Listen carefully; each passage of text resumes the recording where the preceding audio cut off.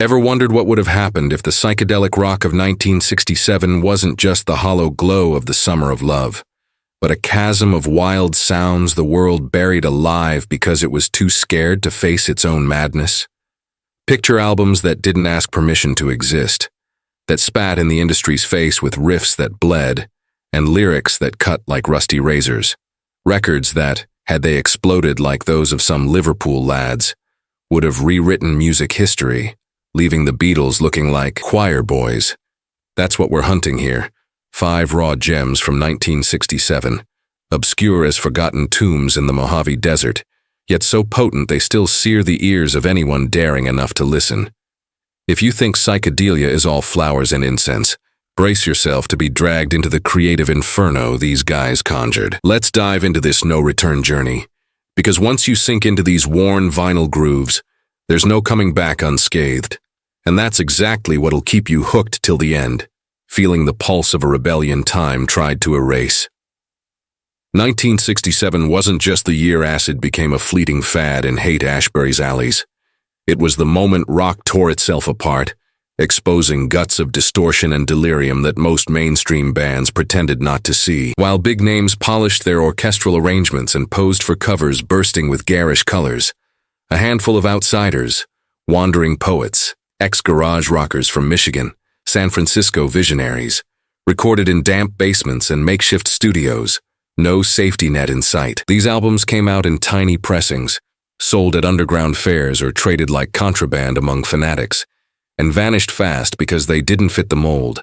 Too raw, too dangerous, too real for a crowd craving psychedelia in homeopathic doses. But listen up, it's in that rawness that their genius lies.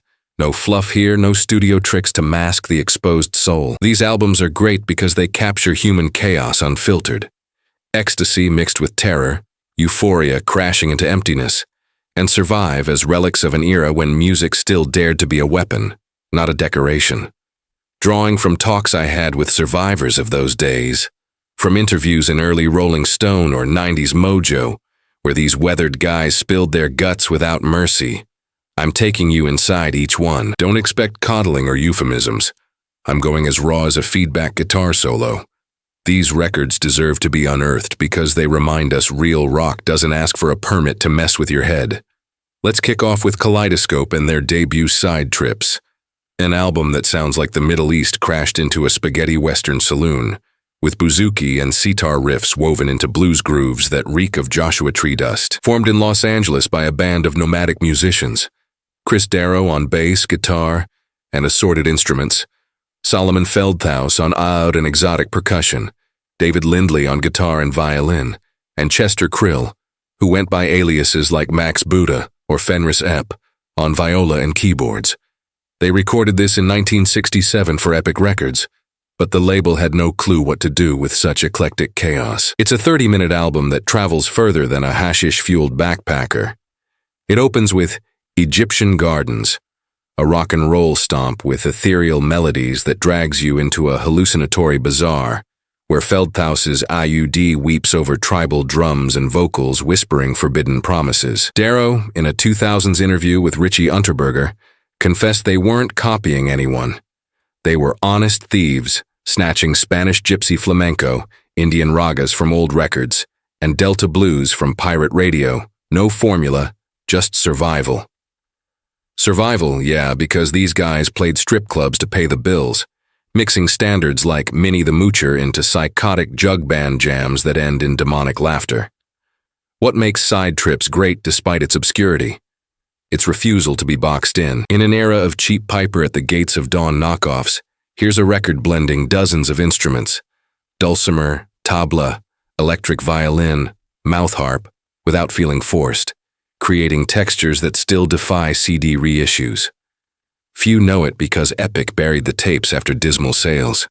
It was too exotic for AM radio, which preferred sugary ballads. But listen to Please with its light country folk under violins echoing like Old West ghosts, and feel the chill. It's psychedelia that doesn't need LSD to transport you, just open ears. Feldhaus, in a later Psychedelic Baby interview, laughed at the irony. We recorded live with minimal overdubs because we had no cash for more. and the result is a monster that scares purists to this day. If you're sick of predictable psychedelia, this is the slap in the face you need. Raw, multicultural, untamable. Dive in and see how 1967 could have been global, not just Californian. The band rose from the ashes of earlier groups like the Dry City Scat Band, where Darrow and Lindley toyed with folk ethnic fusions, and when they joined Feldhaus, a traveler hauling Mediterranean and Middle Eastern influences from his wanderings, the sound gained a dimension beyond the West Coast psych standard. Lindley, later famous for work with Jackson Browne, brought technical precision to the violin that clashed with Krill's improvised madness, his Max Buddha alias reflecting an obsession with Eastern philosophies and sonic experiments. In a 2021 Goldmine magazine interview, Darrow recalled the chaotic recording sessions. "We were in Epic's Hollywood studio, but producer Paul Rothschild, fresh off the doors, gave us freedom because he saw potential in our mess, though the label wanted hits, not musical journeys." Keep Your Mind Open is a perfect example of that freedom. It starts with a sitar riff evoking Ravi Shankar, but melts into electric blues with harmonies sounding like Tibetan monks meeting cowboys in a saloon. Lyrics urging open-mindedness in a year when Vietnam burned and the counterculture boiled. Pulsating Dream brings a heavier groove, Darrow's bass throbbing like a peyote-fueled heartbeat, with Lindley's guitar solos snaking like desert winds. Released in June 1967, at the peak of the summer of love. While Monterey Pop celebrated Jefferson Airplane and Grateful Dead, Kaleidoscope played small clubs like the Ash Grove, blending their sound with traditional folk acts, earning respect from peers like Ry Cooder, who later collaborated with Lindley. Krill, in rare statements, admitted obscurity came from lack of promotion.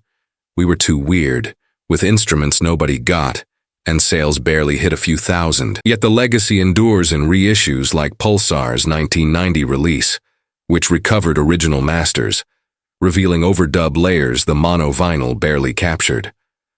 Why Try closes side A with psychedelic folk mixing banjo and flute, lyrics about persistence amid chaos, echoing the underground musicians' fight against the commercial machine. Darrow, in a 2011 psychedelic baby chat, stressed, "We weren't poser hippies, we lived it, sleeping in vans and playing for food, and Side Trips captures that naked essence. Today, collectors pay fortunes for originals, but the real value is in listening. Spin it and feel the world expand, proving true psychedelia comes from cultural fusion, not cheap effects." This record didn't just survive time, it defies it, daring you to ask why the mainstream always buries visionaries. Consider its subtle influence on later bands, like Lindley's work with the Eagles, or Jimmy Page's Eastern experiments with Led Zeppelin. Echoes of Side Trips ripple in riffs you hear on FM radio, uncredited. Darrow, in another Unterberger talk, shared how Ash Grove jam sessions were nightly rituals, with barefoot audiences swaying as Feldhaus's OUD summoned ancestral spirits, blending Robert Johnson's blues with Persian scales that made the air hum like the desert had invaded Hollywood Boulevard. This living improvisation, captured in tracks like Hesitation Blues, a folk standard warped with electric violin sounding like a ghost's wail, sets Side Trips apart from mere experiments. It's music that breathes, sweats, and bleeds history. Feldhaus, in a rare note for Sundazed's 2007 reissue, described smuggling instruments from Morocco, including a rabab that adds a nasal lament to If the Night, a psychedelic ballad Darrow wrote after a sleepless night under Joshua Tree stars, reflecting the band's creative isolation amid the hippie frenzy. Initial sales, estimated at under 5,000 by Epic, were stifled by a minimalist cover that didn't scream psychedelia like competitors, but it was deliberately subtle, mirroring the band's philosophy. Don't force the exotic, let it emerge. Krill, as Fenris Epp, contributed Oh Death, a blues jam with tabla evoking an Indian funeral, recorded in one take where mics caught nervous laughter, humanizing the delirium. Lindley, in a 70s Cream interview, admitted the album was a rebellion against LA's folk scene, where he and Darrow played coffee houses like the Troubadour, but craved a sound fusing the Delta with the Nile. Today, with digital reissues exposing these layers, Side Trips isn't a relic, it's prophecy, a map for those navigating beyond sanitized playlists. Listen to Come On In with its frantic banjo and layered vocals sounding like an invite to a forbidden ritual, and see why Darrow in 2019 for Goldmine called it Our Living Testament. It didn't die, it was waiting for hungry ears.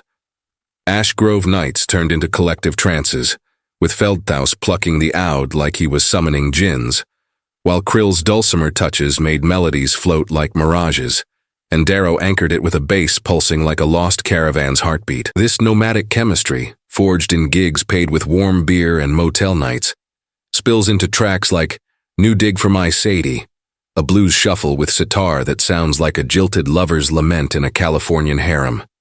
Lyrics scribbled by Darrow on a napkin after a fight with a strip club dancer. Epic, baffled by the hybrid, barely promoted it. But Rothschild, in reissue notes, praised it as the antidote to sugary psych, predicting it'd age like desert wine. Lindley, an acoustic guitar magazine, confessed the electric violin in Please came from a gypsy tuning heard on smuggled records, adding a wail that cuts through the studio's silence like a knife.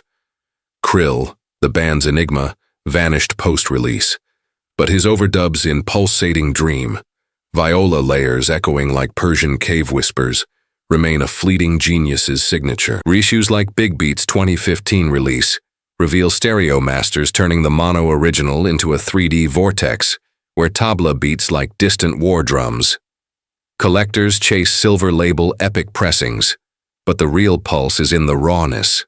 Side Trips isn't a museum piece. It's an open road, calling you to drive without a map. Feeling the eastern wind hit your face as American blues roars in the engine. Darrow in 2022 for Uncut laughed. It was 67, and we were Rock's Bedouins, free, dirty, impossible to tame. Listen and feel that wild freedom, because in a world of copies, this record is the original nobody dared steal.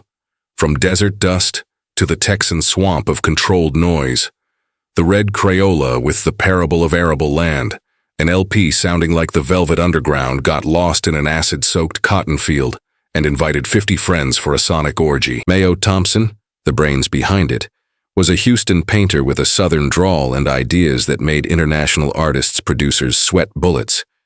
Recorded in 1967 with a band ranging from 3 to dozens, including Rick Barthelme on drums, Steve Cunningham on bass, and the Familiar Ugly. A collective of amateurs banging pots and screaming. The album alternates folk noise tracks like War Sucks with free-form freakouts, endless minute sprawls where orchestral chaos reigns. Thompson in a 2000s tape-op interview was brutally honest. We weren't trying to be psychedelic. It was just the sound of our rage against Vietnam and hippie hypocrisy.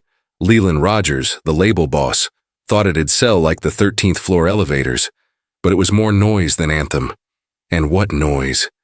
Hurricane Fighter Plane starts with a simple, almost childish riff and collapses into chaos, vocals muttering apocalyptic prophecies about bombs and madness. What makes it obscurely great is its foresight. Today it's called proto-noise rock, but in '67 it was just too loud for radio, banned like a plague. Sold in under 1,000 copies, it vanished until '90s reissues revived its fury. Robert Christgau, in a Village Voice review at the time, called it lethargic and lysergic, but missed the punch. It's a record that forces you to face the void, with lyrics mocking fake peace. One knows one is in the know when one is in the know sounds like a spiritual insider trading mantra. Thompson laughed about it in a 2023 psychedelic baby chat. We wanted listeners to feel uneasy, like a bad trip revealing ugly truths. Few know it because it scares. It's not easy listening. It's raw meat leaving you hungry for more. If you want psychedelia that bites back, no anesthesia, this is pure venom. Listen and feel Texas swallow you alive, proving genius often screams loudest in silence. The Red Crayola formed in 1966, when Thompson, an art student at the University of St. Thomas in Houston, teamed with Cunningham and Barthelme, brother of writer Donald Barthelme, to create something defying Texas rock's blues and garage norms. Influenced by Ornette Coleman's free jazz and John Cage's experimentalism, they roped in the Familiar Ugly. 50 local volunteers, from students to housewives, armed with anything that made noise, for sessions at Gold Star Studios, where Leland Rogers, Kenny's brother, produced reluctantly. In a furious interview, Thompson called the recordings a happening. The freakouts were improvised with minimal direction, capturing 1967's anarchic spirit when the Vietnam draft loomed like a toxic cloud over youth. Pink Stainless Tail follows a freakout with a surf psychedelic groove, surreal lyrics about pink tails and stainless steel, maybe symbolizing America's industrial chill in wartime. Parable of Arable Land titles the album with acoustic folk turning into a noise storm. Thompson singing of arable lands as a metaphor for minds wrecked by society. Released in March 1967, it hit during the Texas psych peak, but while the Elevators had Roky Erickson's charisma, Crayola was too abstract, selling little beyond local circles. Pitchfork, in a 2004 review of the double reissue with God Bless the Red Crayola, noted its proto-post-punk structure influencing sonic youth. Thompson, in Tape Op, admitted obscurity came from censorship. We changed Crayola to Crayola under pressure from the Crayon Company, and radios feared the noise. Transparent Radiation is a highlight, with electric violin and lyrics on Transparent Radiation, echoing Cold War nuclear fears, ending in a freakout sounding like the apocalypse. Charlie Records' 90s reissues added bonus tracks, revealing demos that show the chaos's evolution. Barthelme left soon after, but the legacy endures. Thompson still collaborates with Art and Language. Listen to War Sucks and feel the raw anti-war rage. No Dylan flourishes. It's psychedelia as visceral protest. This record didn't age. It fermented, growing stronger, daring you to embrace noise as truth. Gold Star sessions with overloaded mics catching banging pots and collective whispers wove a sonic tapestry. Thompson, in a 2017 Bomb magazine piece called A Collective Exorcism, where the familiar ugly wasn't just backing but the pulsing heart. Housewives with kazoos summoning the apocalypse as Cunningham hammered the bass like a biblical judge. Freeform Freakout number 1 opens with a drone like a B-52 engine, spiraling into pandemonium that makes the Velvet Underground's white light, white heat seem like a hotel suite. Rogers, in reissue notes, revealed a $600 budget, but the result was seismic.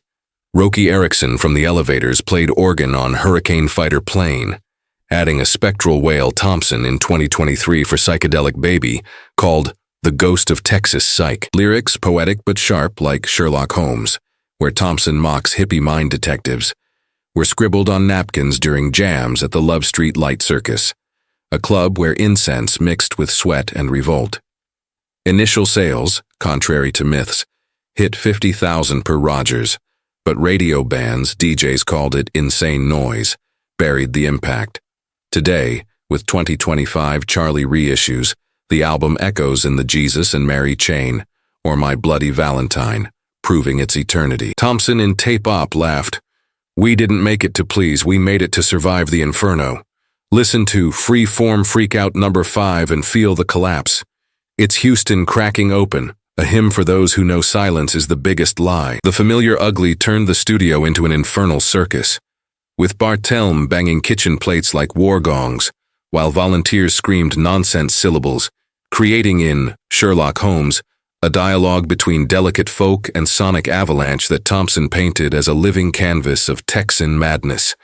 Cunningham, the anchor, kept the bass steady as oak roots in mud, grounding the chaos in Pink Stainless Tail, where the surf riff melts into whispers evoking Houston's oil and blood nights. Reissues reveal alternate takes like an extended Transparent Radiation with more guest violin, showing the album as a living organism, mutating each listen. Thompson, in 2021 for The Quietus, reflected on the post-release. After the flop, we became psych ghosts, but the noise saved us. It was the sound of America tearing itself apart. Listen to Parable of Arable Land and picture Texas's dry soil, cracked by war, with Thompson's folk sprouting thorns of noise. It's psychedelia as arid prophecy, leaving you thirsty for harsher truths. Sonic Youth's debt comes straight from the freakouts, Thurston Moore citing them as the blueprint for controlled chaos, while British post-punk drank from this Texan well without admitting it. Rogers, the reluctant producer, later worked with the Elevators but admitted in memoirs Crayola broke him. They didn't play music, they summoned demons. Today, with Thompson painting and composing in New York, the record is a living relic, a reminder that Texan genius doesn't need spotlights. It explodes in the dark, burning anyone who gets too close. Jump to rainy Britain, where the deviants spat on flower power with Patouf, a 1967 debut that's less an album and more a pre-punk manifesto. Mick Farren, the frontman with a pub anarchist's edge, formed the band in London with Russell Hunter on drums, Sid Bishop on guitar, and Duncan Sanderson on bass, recording for underground impresarios in sessions like bar fights. It's raw rock, with covers like Them's Gloria twisted into industrial laments, and originals like Garbage swinging from Bo Diddley to avant-garde in Minutes of Fury. Farren, in a classic 90s Perfect Sound Forever interview, didn't mince words. We were technically incompetent, but that was the point.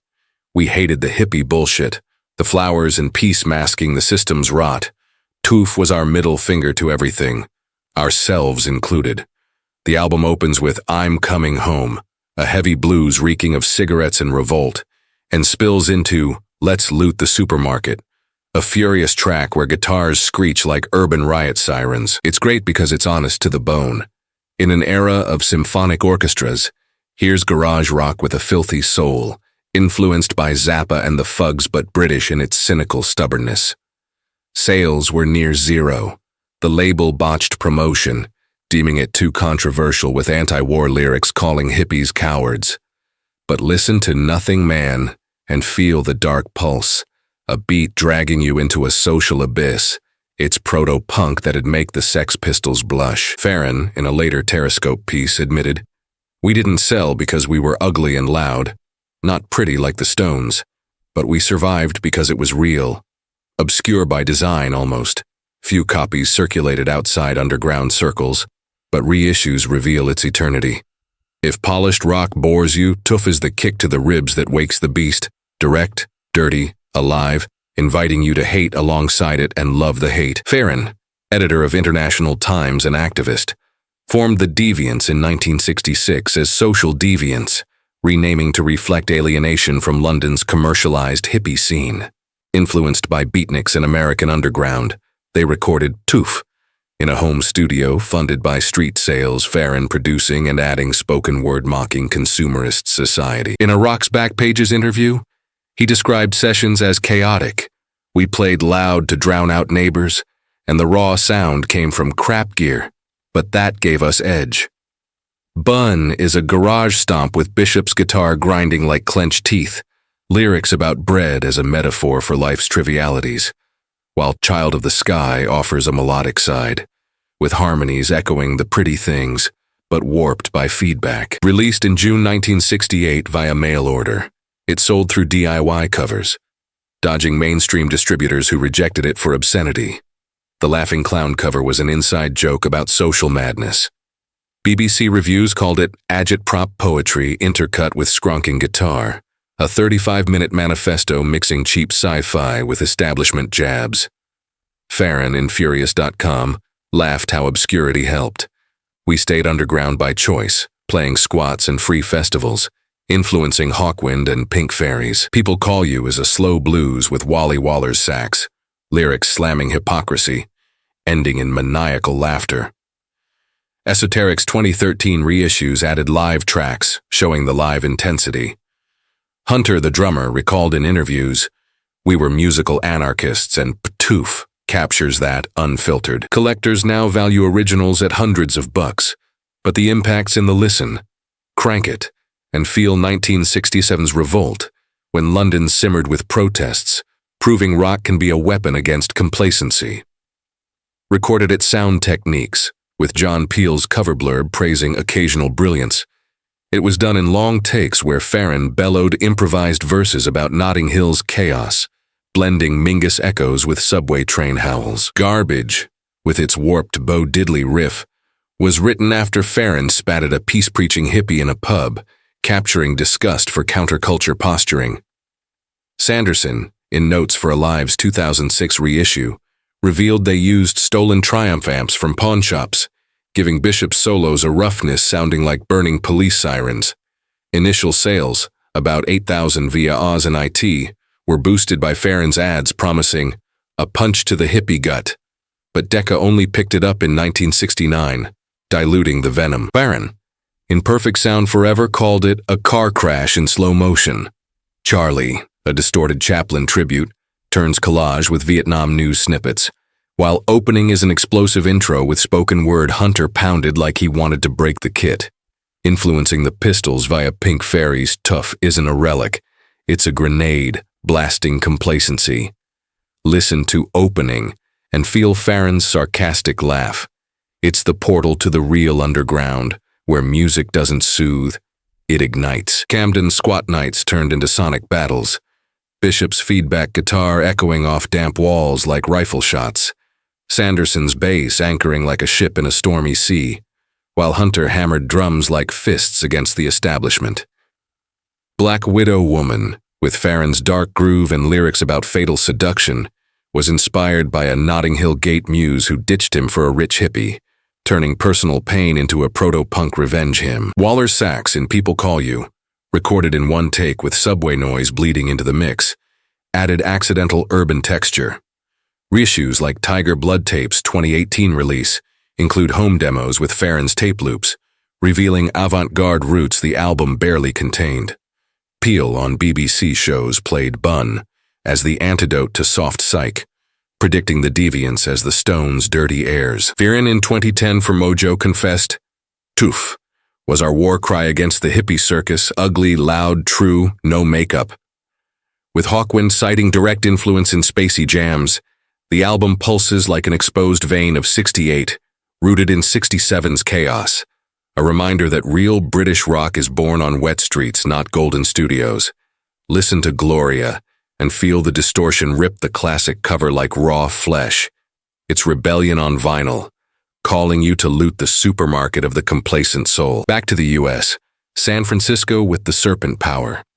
Their 1967 self-titled LP, Beat Poetry Turned into Sonic Smoke, led by poet David Meltzer and his wife Tina, whose vocals sound like sirens luring ships to wreck.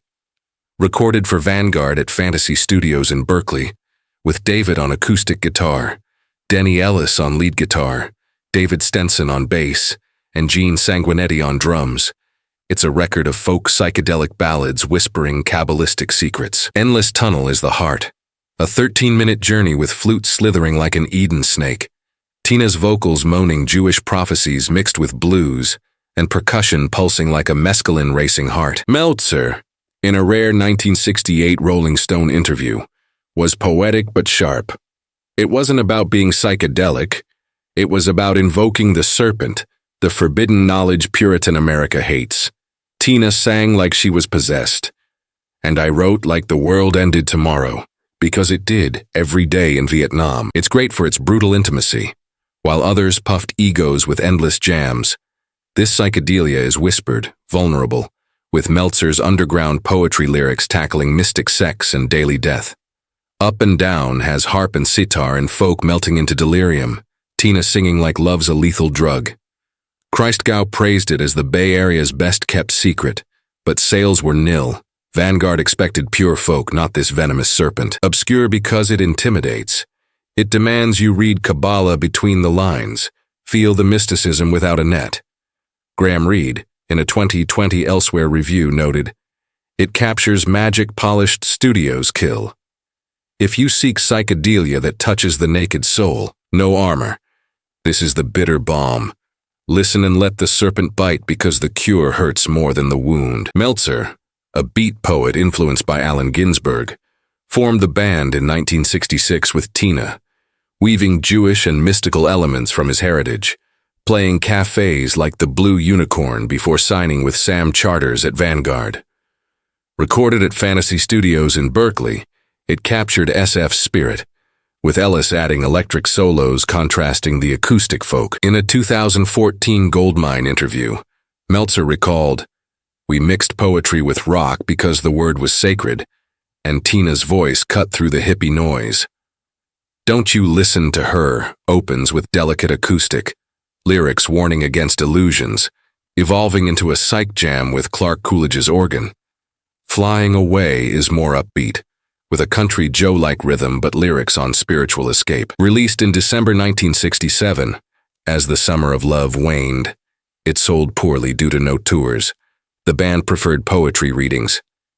Christgau compared it to the Velvet Underground for poetic rawness. Locust Music's 2000s reissues added demos, showing evolution. Tina, in rare statements, stressed their partnership. We sang as one, invoking the serpent as forbidden wisdom's symbol.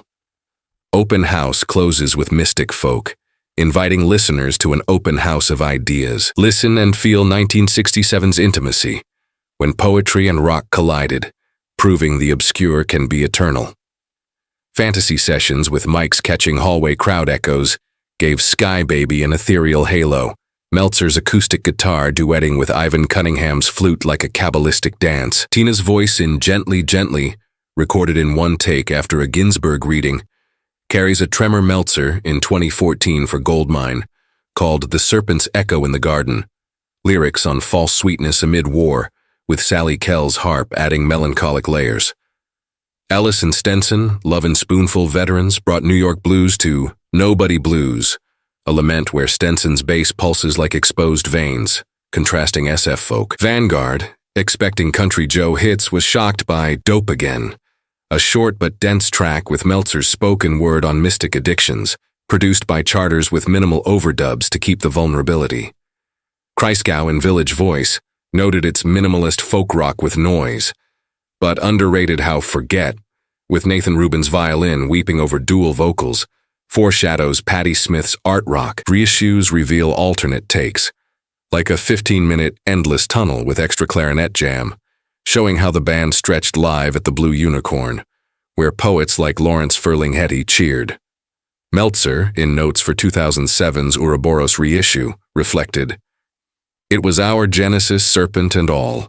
Listen to Up and Down and feel the melt.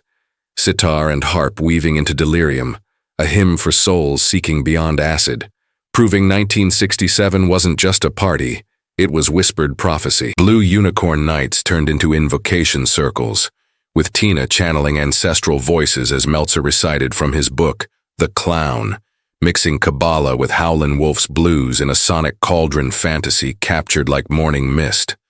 Sanguinetti's light drumming, like rain in Flying Away, contrasted Stenson's heavy bass in Don't You Listen to Her, where Meltzer's lyrics warn against counterculture's false whispers, inspired by spats with beat editors selling the revolution for pennies. Coolidge's keyboards brought free jazz echoes to Dope Again, recorded after a mushroom tea session where the band saw serpents in the amps. Charters, in reissue liner notes, praised it as living poetry on vinyl, but admitted Vanguard buried it, fearing it'd alienate folk fans. Ferlinghetti, a gig regular, wrote it was the serpent's howl in America's garden, predicting its cult status. Drag City's 2012 reissues include unreleased Meltzer poems, expanding the mysticism beyond tracks. Tina, in 2018 for Befry, confided, "My voice was the sweet venom, the call to the forbidden." With Patti Smith citing Meltzer in autobiographies, the album slithers as beat heritage, a whisper cutting through modern noise. Listen to Open House and step inside. Folk is a portal, leaving you bare before the abyss because true psychedelia doesn't illuminate, it devours. Finally, The Roar from Minneapolis with CA Quintet's Trip Through Hell, a beast conceived in 1967's heat but released in 1969, pressed in under 700 copies by Candy Floss, sounding like the Doors fused with a ghost train in a blizzard. Ken Irwin on guitar and vocals, his brother Jim on bass, Doug Reynolds on keyboards and vocals, Rick Patron on drums and percussion, and Tom Poling on trumpet, recorded in one weekend at Dove Studio, inspired by acid dreams and Lovecraft's cosmic horror. It opens with Trip Through Hell, Part 1, a 9-minute epic with churchy organ exploding into fuzz, Ken's vocals echoing apocalyptic sermons. Ken, in a 2010 Psychedelic Baby interview, bared it all. "We were 19-year-old kids playing Catholic dances, but acid showed us the abyss. Trip Through Hell wasn't a joke.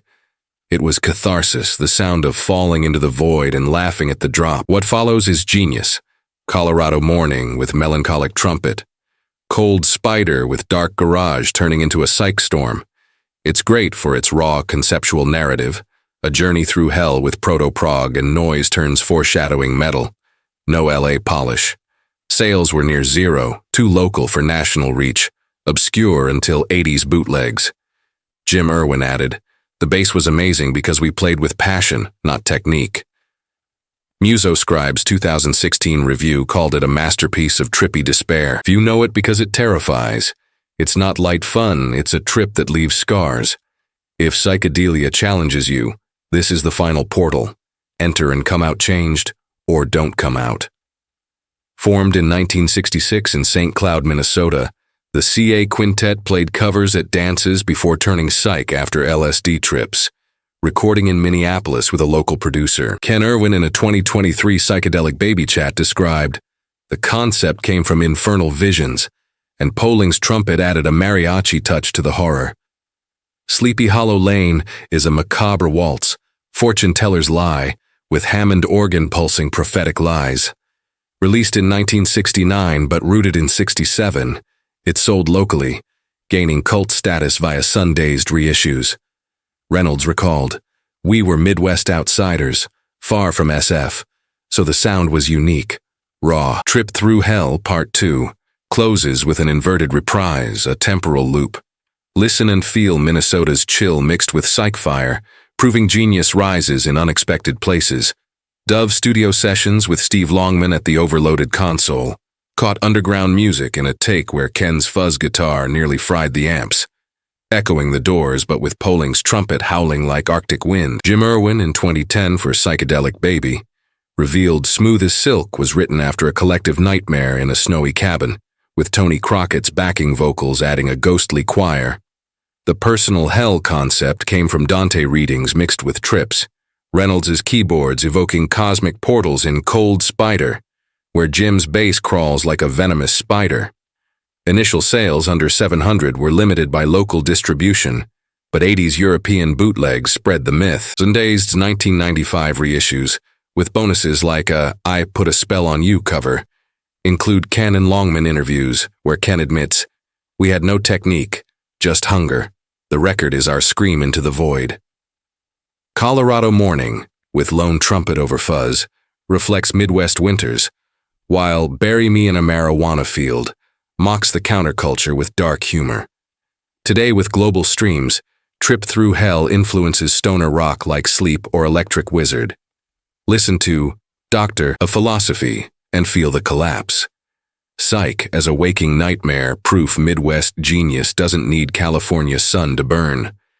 St. Cloud nights turned into frozen rituals, with patron banging percussion on rusty cans for thunderous hell in Sleepy Hollow Lane, while Reynolds wove organ like spiderwebs in Fortune Teller's Lie, Ken's lyrics prophesying spiritual frauds inspired by local preachers. Pohling's trumpet, unique in Midwest psych, added a funereal wail to Colorado Morning, recorded after a snowy drive where the band saw demons in the curves. Longman, the producer, used old tapes to echo the fuzz, creating in Trip Through Hell Part 1, a Vortex Ken in 2023, called Our Dive into Lovecraft's Abyss. Anopheles reissues include Dove basement session photos, showing makeshift amps and pale, trippy, exhausted faces. Crockett's backing vocals brought profane gospel to Smooth as Silk, contrasting the horror with irony. With Electric Wizard sampling echoes in doom riffs, the album is a Midwest ice beacon, proving psych needs no beaches, just cold to freeze the blood. Listen to underground music and descend, fuzz like a plunge into the underworld, leaving you scarred like a bad trip's mark. These 5, Side Trips with its global tapestry, Parable with its Texan chaos, Toof with its dirty rebellion, Serpent Power with its whispered mysticism, Trip Through Hell with its garage abyss, are 1967's true legacy, not the polished relics playlists chew up. They're great because they bleed authenticity, ignore fads and confront what rock should be, a gut punch to complacency. Farron, Thompson, Darrow, Meltzer, Irwin, all in decades spanning interviews in underground respecting outlets like Cream or Mojo, repeat, we made it because we had to, not to please, obscure by accident or fate, but eternal for seekers. Now go, dig vinyls in dusty shops or streams and feel the fire. Because if 1967 taught anything, it's that great music doesn't wait for approval. It drags, breaks, and rebuilds you stronger, ready to burn.